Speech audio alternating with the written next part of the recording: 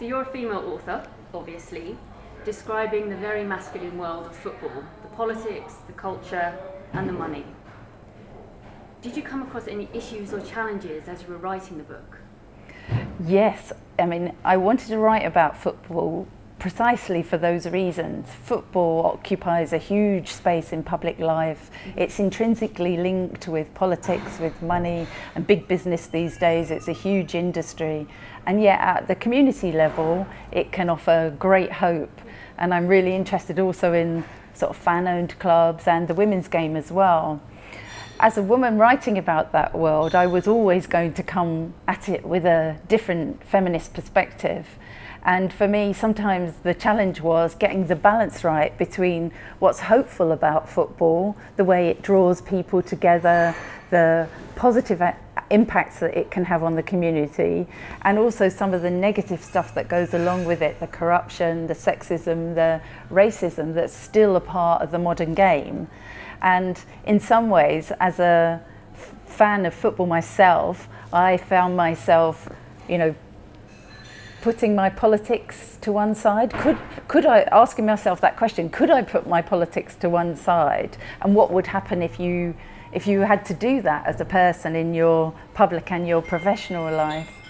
So the book conveys both the horror and the hope of change within a community.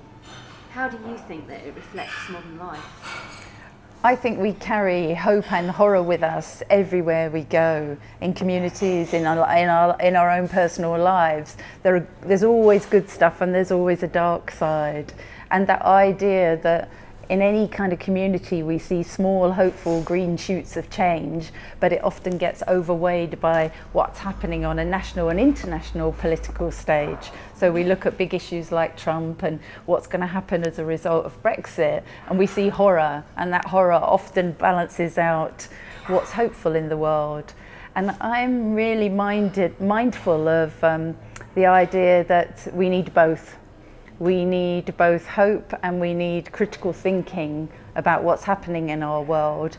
And there's a famous quote by a great writer called Maria Popova who says, without critical thinking, we're just naive, but without hope, we're just cynical.